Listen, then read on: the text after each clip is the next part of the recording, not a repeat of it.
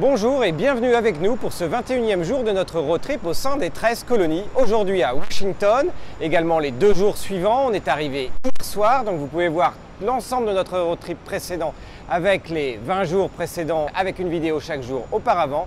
Et aujourd'hui, comme on est arrivé à Washington, il faut découvrir la ville rapidement, simplement. Et quel meilleur moyen que de le faire à pied ou un peu plus vite, en vélo ou en Segway.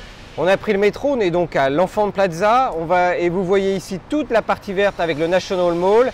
Et bien tout simplement on va faire quasiment l'ensemble de ce tour-là en passant par le monument Washington, en allant jusqu'au Memorial de Lincoln, mais également aux autres mémorials de la guerre, en passant près du bassin qui est ici et en revenant. Un tour de 2h30 par des parties notamment interdites aux motos, et donc on va réellement pouvoir le voir et rapidement.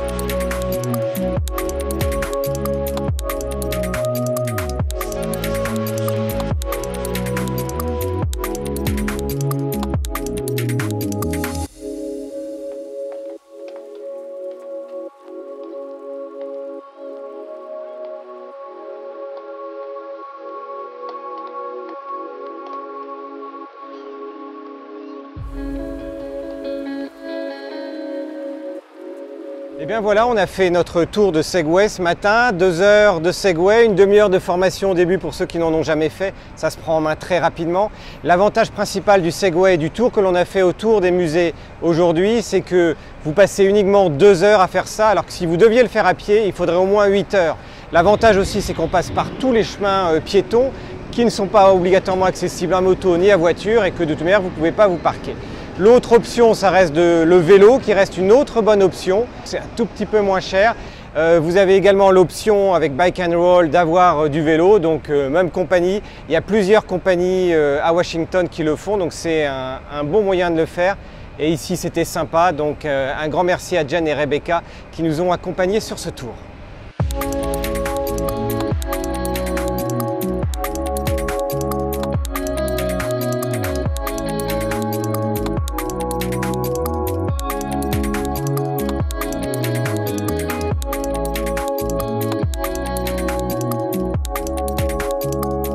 Une fois que vous avez fait la Maison Blanche, le monument de Washington, le Capitole et tous les monuments qu'il y a et que l'on a vu déjà ce matin, eh bien vous allez obligatoirement passer par les musées Smithsonian. Et gros avantage à Washington, tous ces musées-là, et il n'y en a pas loin de 18, sont juste gratuits. Vous avez bien entendu gratuits, quand on sait qu'un certain nombre de musées que l'on a fait avant de venir jusqu'ici étaient entre 20 et 50 $ par personne à chaque fois. Donc autant vous dire que vous allez rentrer, sortir, et il y a notamment un superbe musée de l'espace, mais il y a également un énorme zoo.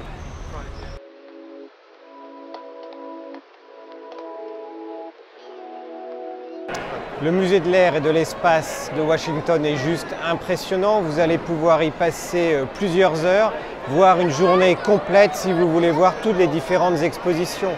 On passe là des missions Gemini, Mercury, Apollo ou Soyuz, aux parties comment utiliser un sextant et se repérer sur la mer. Bref, vous allez traverser les âges au niveau des différentes missions, des frères Wright, jusqu'à la dernière mission Pioneer qui a été au-delà du système solaire.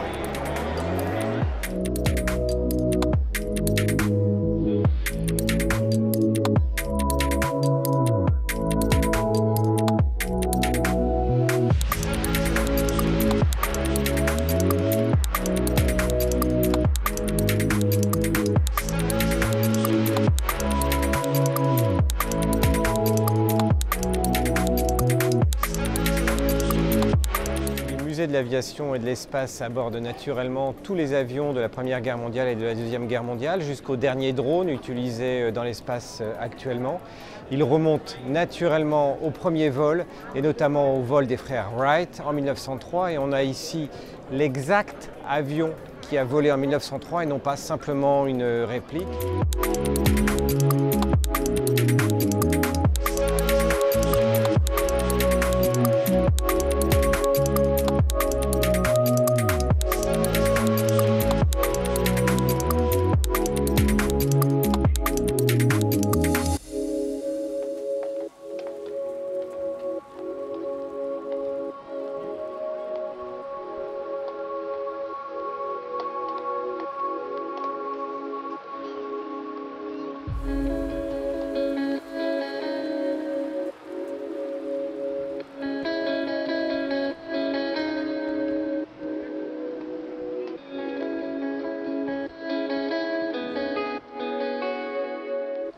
Eh bien voilà, nous sommes au musée des Indiens d'Amérique, American Indians, par opposition aux Native Americans, aux natifs. Ça a été une grande discussion sur le titre de ce musée.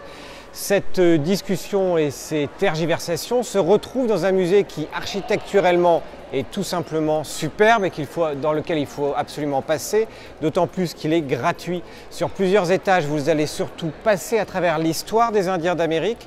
Et quand je parle des Indiens d'Amérique, ce n'est pas uniquement les Indiens des États-Unis, mais de l'Amérique du Nord et d'Amérique du Sud, sachant que les Indiens d'Amérique, enfin des États-Unis, ne représentent que 560 des 2000 nations, des nations d'Indiens d'Amérique, justement.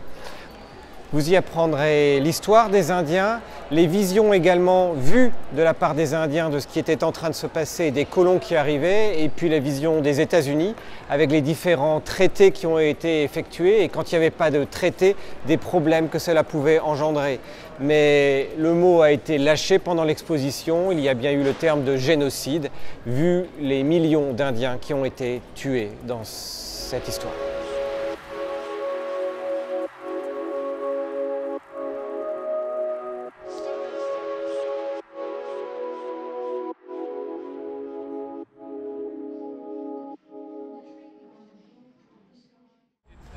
Quand on vous parle d'humidité, il suffit de sortir du musée et la lentille et l'ensemble du matos est juste complètement humide. Donc il y a une grosse couche d'humidité partout.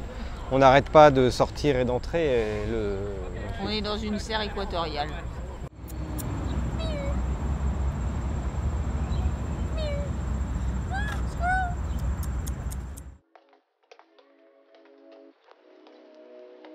C'est la fin de l'après-midi.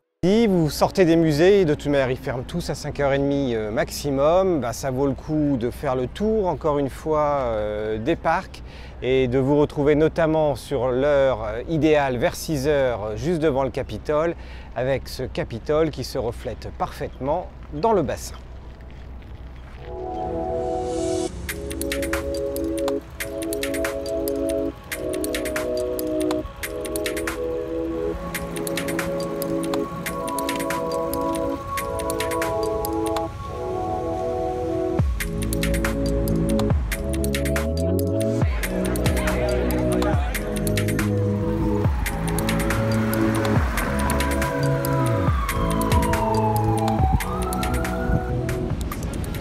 Voilà, retour à l'hôtel après 25 minutes de vélo, c'est pas très loin franchement, il faut le faire 25 minutes, ça pourrait être 15 minutes en fait, mais on s'arrête parce qu'il y a toujours un monument à voir et c'est ce qui est fabuleux à Washington.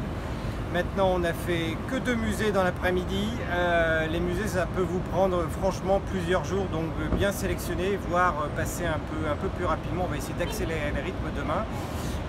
Ça tombe bien, l'hôtel est tout à côté d'un Giant, donc un marché, et on va faire les courses, on va manger au micro-ondes ce soir, plat cuisiné.